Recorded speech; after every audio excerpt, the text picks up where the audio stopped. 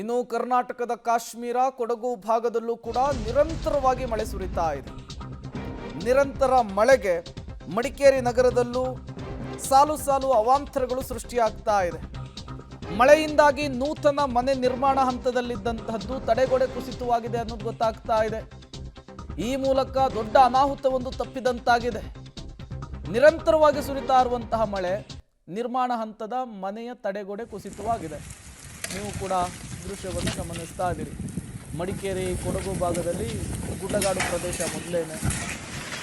ಮಳೆಗಾಲದಲ್ಲಿ ಈ ರೀತಿ ಗುಡ್ಡ ಕುಸಿಯೋದು, ಮಣ್ಣು ಕುಸಿಯೋದು ಸಾಮಾನ್ಯ. ಹೊಸ ಮನೆಯನ್ನು ಕಟ್ಟಿಸ್ತಾ ಇದ್ರು, ಅದಕ್ಕೊಂದು ತಡೆಗೋಡೆ ಅಂಥೇಳಿ ನಿರ್ಮಾಣ ಮಾಡಿದ್ರು.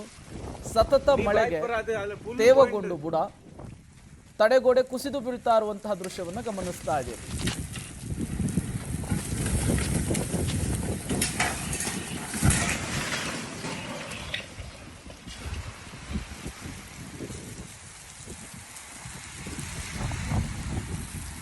ಕೊಡಗು ಜಿಲ್ಲೆಯಾದ್ಯಂತ ಕಳೆದ 4-5 ದಿನಗಳಿಂದ ಮಳೆಯ ತೀವ್ರತೆ ಹೆಚ್ಚಾಗ್ತಾ ಇದೆ. ಅದರಲ್ಲೂ ಕೂಡ ಜಿಲ್ಲೆಯಾದ್ಯಂತ ಮಳೆಯಿಂದ ನಾನಾ ರೀತಿಯಾದಂತಹ ಅವಾಂತರಗಳು ಮುಂದುವರಿತಿದೆ.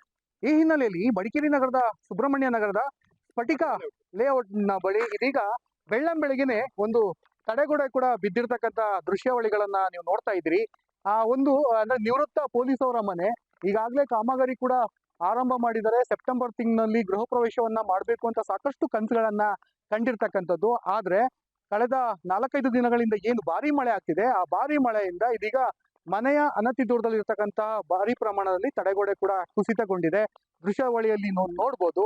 ಟೈಲ್ಸ್ ಏನ್ ಹಾಕಿದ್ರು ಅದೆಲ್ಲವೂ ಕೂಡ ಕೆಲಸ ಸಂಪೂರ್ಣವಾಗಿ ಮುಗಿದಿತ್ತು. ಇನ್ನು ಒಳಗಡೆ ಕೆಲಸವನ್ನ ಮಾತ್ರ ಮಾಡ್ತಾ ಇದ್ರು. ಆದ್ರೆ ಬೆಳಗ್ಗೆ 7:30-8 ಗಂಟೆ ಆಸುಪಾಸಿನಲ್ಲಿ ಇದೀಗ ಬಹುತೇಕ ಏನ್ ತಡೆಗೋಡೆ ಇದೆ ಅದು ಕುಸಿತಗೊಂಡಿರ್ತಕ್ಕಂಥದ್ದು. ಹೀಗಾಗಿ ಮನೆಯ ಮಾಲೀಕರು ಒಂದ್ ರೀತಿ ಕಂಗಾಲಾಗಿದ್ದಾರೆ.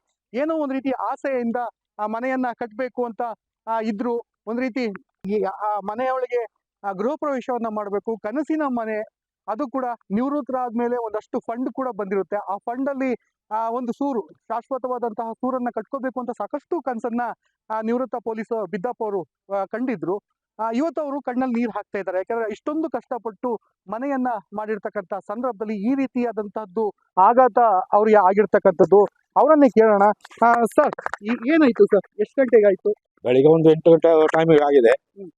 ಬೆಳಿಗ್ಗೆ ನಾವು ಬಂದು 7 ಗಂಟೆ ನೋಡುವಾಗ ಸ್ವಲ್ಪ ಇದಾಗ್ತಾ ಇತ್ತು. 8 ಗಂಟೆಗೆ ಬಂದು ನೋಡುವಾಗ ಎಲ್ಲ ಫುಲ್ ಬಿದ್ದು ಹೋಗಿದೆ, ಕುಸಿದು ಹೋಗಿದೆ.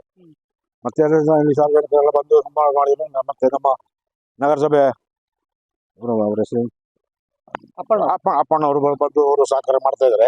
ಎಲ್ಲರೂ ಬಂದು ಇದ್ದಾರೆ, ನಮ್ಮ ಇಂಜಿನಿಯರ್, ನಮ್ಮ ನೇಬರ್ಗಳೆಲ್ಲ ಬಂದು ಇದ್ದಾರೆ, ಸಹಕಾರ ಮಾಡ್ತೀನಿ ಅಂತ ಹೇಳ್ತಿದ್ದಾರೆ. ನೋಡ್ಬೇಕಷ್ಟೇ.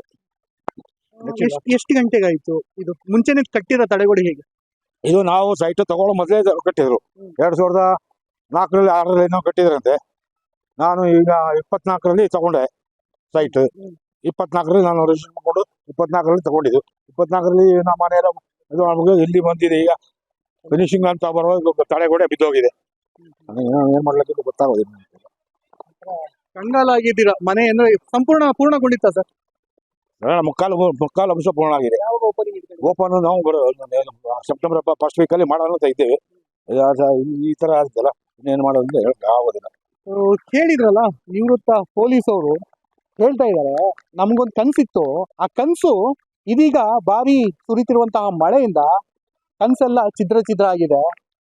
ಜೀವನ ಪರ್ಯಂತ ಏನು ಸರ್ಕಾರಿ ಸೇವೆಯಲ್ಲಿ ಸಲ್ಲಿಸಿದಂತ ಸೇವೆಗೆ ಒಂದಷ್ಟು ಫಂಡ್ ಇರುತ್ತೆ. ಆ ಫಂಡ್ ಅನ್ನೆಲ್ಲ ತಂದು ಇಲ್ಲಿ ಹಾಕಿದ್ವಿ. ಆದ್ರೆ ಇದೀಗ 2-3 ದಿನದಿಂದ ಬರುವಂತಹ ಮಳೆ ಭಾರಿ ಹೆಚ್ಚು ಮಳೆ ಕೂಡ ಆಗ್ತಾ ಇದೆ. ಅಷ್ಟೇ ಅಲ್ಲದೆ ಬೆಳ್ಳಂಬೆಳಗ್ಗೆ ಕಣ್ಣು ಮುಂದೆನೆ ಈ ತಡೆಗೋಡೆ ಕುಸಿದು ಹೋಗಿದೆ. ಹೀಗಾಗಿ ಒಂದ್ ರೀತಿ ಆಘಾತಕ್ಕೆ ಆ ಒಂದು ಕುಟುಂಬ ಒಳಗಾಗಿರ್ತಕ್ಕಂಥದ್ದು. ಒಟ್ಟಾರೆ ಕೊಡಗು ಜಿಲ್ಲೆಯಲ್ಲಿ ಮಳೆಯ ತೀವ್ರತೆ ಕೂಡ ಹೆಚ್ಚಾಗ್ತಿದೆ. ಜಿಲ್ಲೆಯಲ್ಲಿ ಅವಾಂತರಗಳು ಕೂಡ ಮುಂದುವರಿತಿದೆ. ಕ್ಯಾಮರಾಮನ್ ಶಿವ ಜೊತೆ ಮಲ್ಲಿಕಾರ್ಜುನ್, ಪಬ್ಲಿಕ್ ಟಿವಿ.